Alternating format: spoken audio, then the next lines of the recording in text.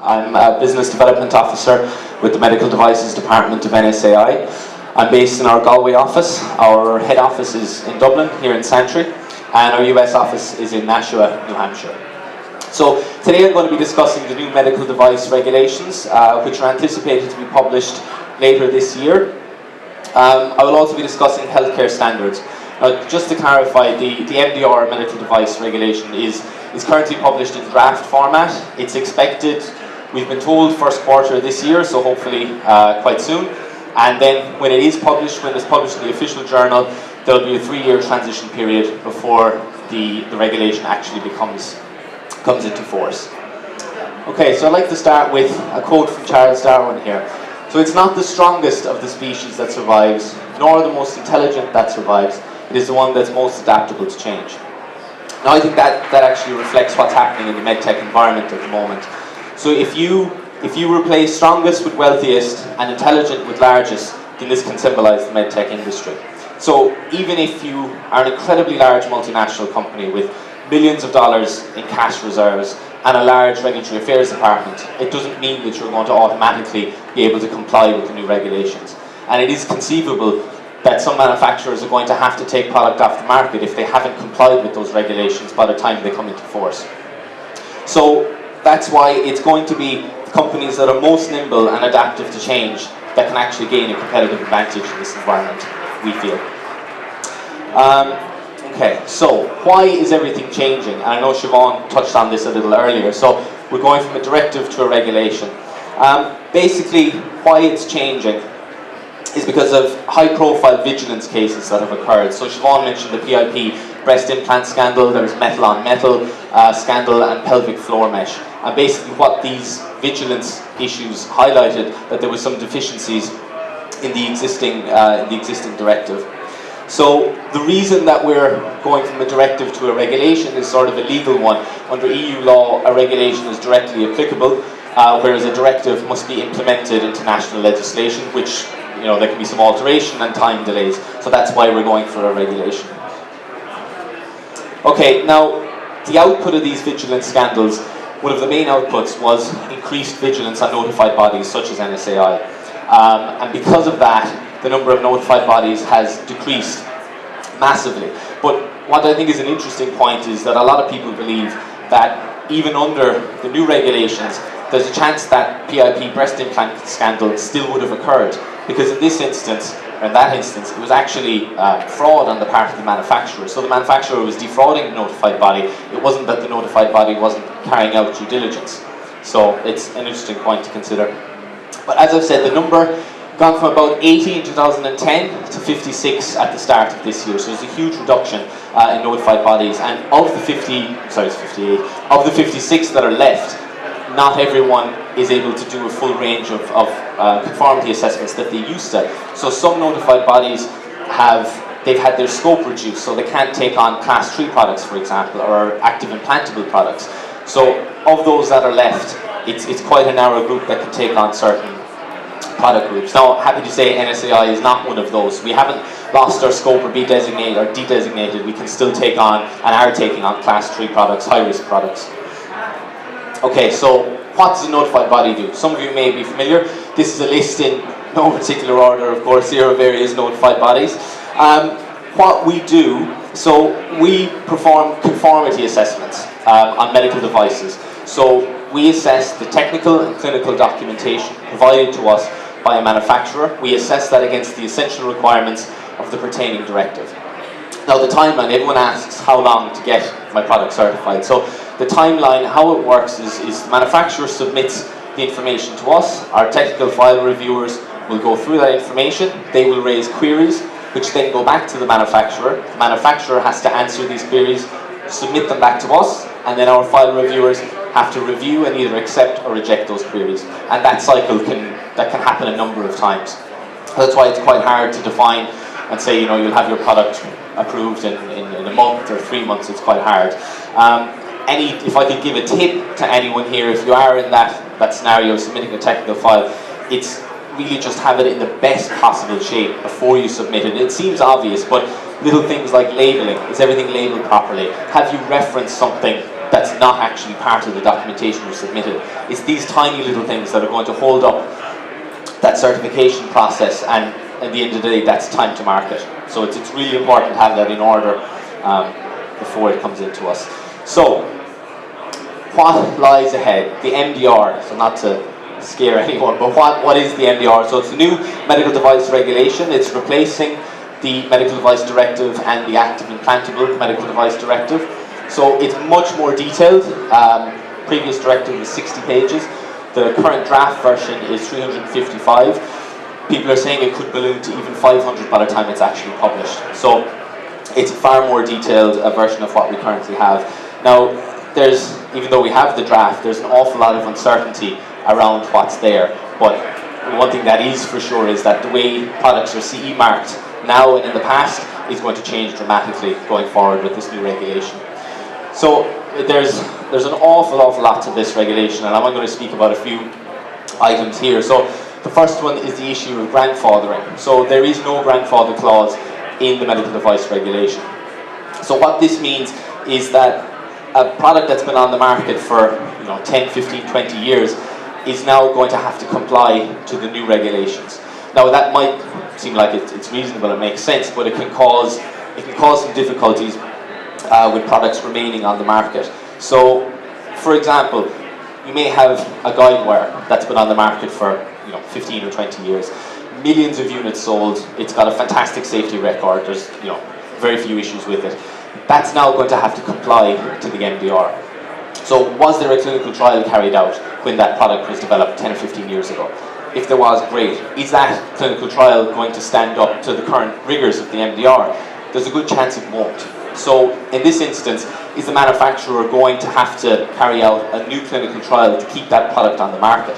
Now with something like that, a low revenue product, they may not. It might not be cost effective to do a new clinical trial for this old product, so the product could be removed from the market. And what's that going to do? Are there going to be products that can step into its place in the market? Is it going to reduce competition and therefore affect pricing of the devices that are left on the market? We don't know the answers to these questions, but it's just important to keep them in mind.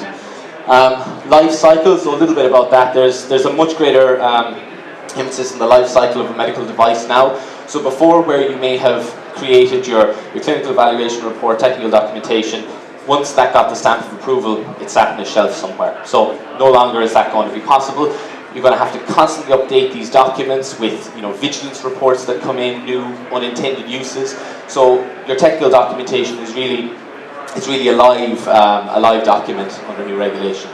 Now equivalence, so this is a really interesting one, and it's something we feel can have significant impact on the market and innovation. So at the moment, just to give you an example, if I want to bring a guide wire, stick with a guide wire, if I want to bring that on the market, I create a guide wire. I do so by saying you're already on the market. I take your guide wire, I make basically a carbon copy of it. So copy all the specs.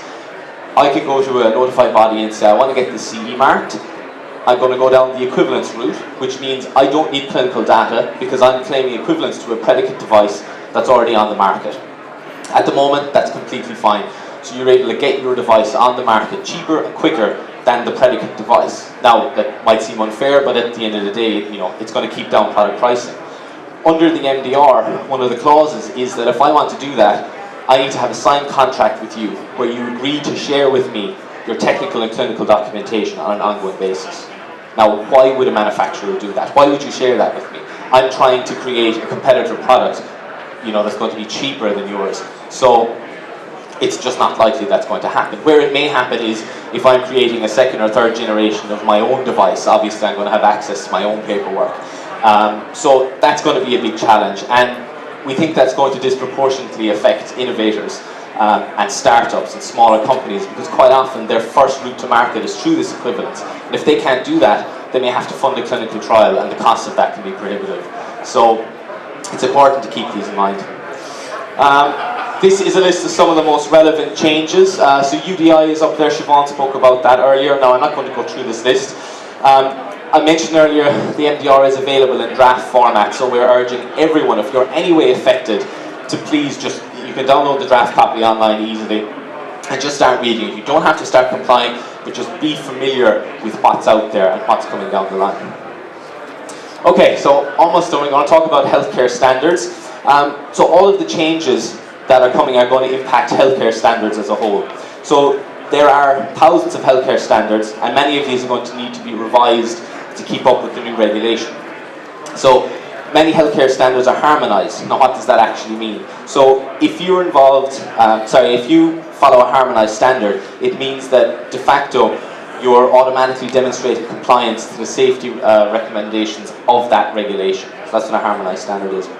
Now, why is it important for you to be aware of the changes in standardisation?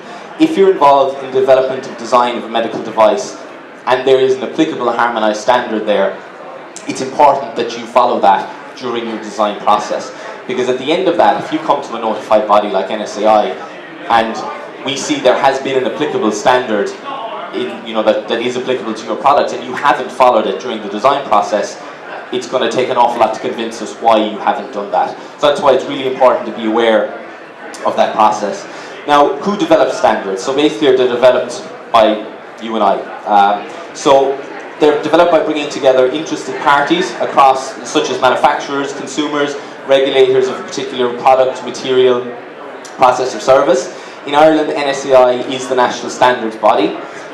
So we facilitate the development of standards at a national level, and we help shape content of standards that are under development. So there are currently 1,400 people working on standard development in Ireland at the moment. Okay, now we have 3 national mirror committees. They're supported by NSAI at the moment. So we have the Electrotechnical Committee, which looks at standards for equipment used in medical locations.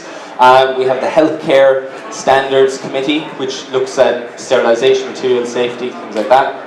And then last one, we have a Health Informatics Standards Committee, which looks at standardisation in the field of health informatics and communication technology. There's no cost charged to get involved in these mirror committees, so we're always looking for extra participants. They meet about 3 or 4 times a year. So if you are interested in getting involved, we're at stand 146, or you can approach us after the show. Okay, so why would you get involved in standard development? So it's not that burdensome, like I said, 3 or 4 times a year. So why would you actually get involved? So we feel it can give you a competitive edge, as it gives you access and input to draft standards. You're able to shape the creation of new and existing standards in your field. You get to collaborate with a network of experts and peers.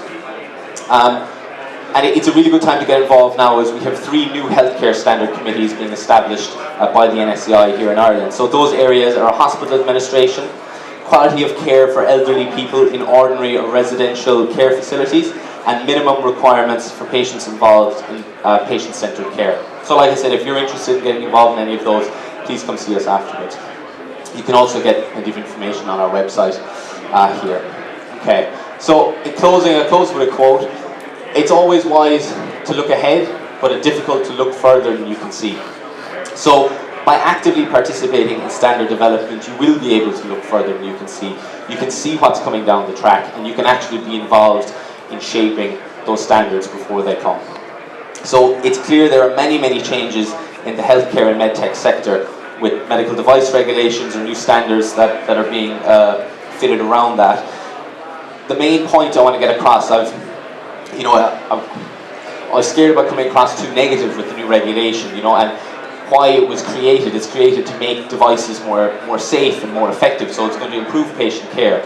But there is an awful lot to comply with. So it's important that you know that the NSAI, National Standards Authority of Ireland, we're here to help you. Be a manufacturer, you're a student involved in research, we're here to help in whatever way we can in our notified body capacity or in our standards area. So please, if you have any questions, speak to us afterwards, and we're here at stand number 146.